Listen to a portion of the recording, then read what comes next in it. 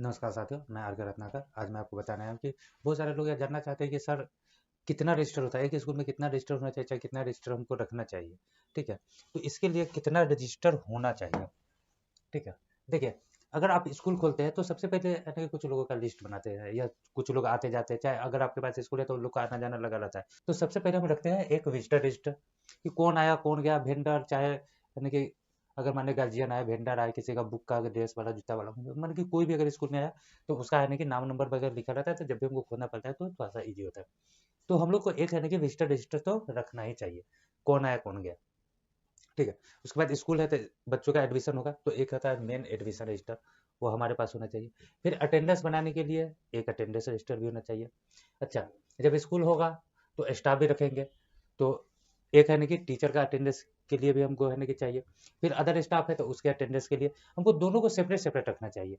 एक ही में टीचर और स्टाफ का अटेंडेंस ठीक नहीं होता है, ये क्योंकि स्टाफ का रजिस्टर हमको है ना कि किसी को प्रेजेंट करने की जरूरत नहीं होता है, लेकिन टीचर का रजिस्टर जो है वो हमको कहीं कहीं दिखाना पड़ सकता है। जैसे कि अगर जो स्कूल इंक्वायरी में आया हुआ है तो वहाँ पे दिखाना पड़ सकता है, किसी है ना गार्जियन को दिखाना पड़ सकता है।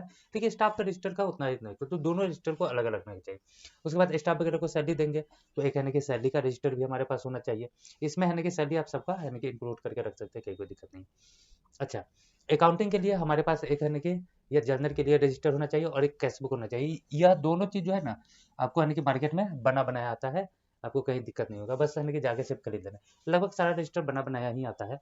ठीक है, उसके बाद अगर हम होस्टर वगैरह रखे हुए हैं, या फिर अगर हमको मन करता है कि हम स्टॉक का एक हमको रजिस्टर बनाना चाहिए, तो आप एक स्टॉक का रजिस्टर रख सकते हैं। और एक कहने की इनकम वगैरह लिखने के लिए कि आज का खर्चा कितना हुआ, आज का है ना पैसा कितना आया, तो इनकम एंड एक्सपेंडिचर लिखने के लिए पर डे का कैशबुक अलग होता है। ठीक है, अगर उसको भी हम कैशबुक ही कहें तो वह गलत है।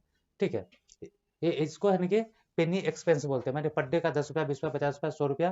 ठीक है, तो वह है यह एक कैशबुक अलग है, इसमें जो स्टूडेंट से पैसा आया मैंने कि जो अमाउंट वगैरह आता है, या मान लेते हैं कि आज टोटल मिला के 100 रुपया खर्चा हुआ, तो क्या क्या चीज का खर्चा हुआ इसमें लिखाएगा, इसमें लिखा देगा एक्सपेंसेस, माने कि डेली एक्सपेंसेस 100 रुपया, 10 रुपया चाय का या 20 रुपया पकौड़ा का है, तो हम इसको है ना कि कैशबुक के मेन रजिस्टर में थोड़ा लिखेंगे, इसको हम एक अलग से बना देंगे। इसके बदले में आप डायरी वगैरह भी रख सकते हैं, और उसके बाद है ना कि जो स्टॉक है उसके बदले में भी आप डायरी रख सकते हैं, विजिटर रजिस्टर वगैरह के बदले में भी आप डायरी रख सकते हैं, या एक है ना कि बढ़िया रजिस्टर खरीद के उसमें कॉलम बना के बना सकते हैं।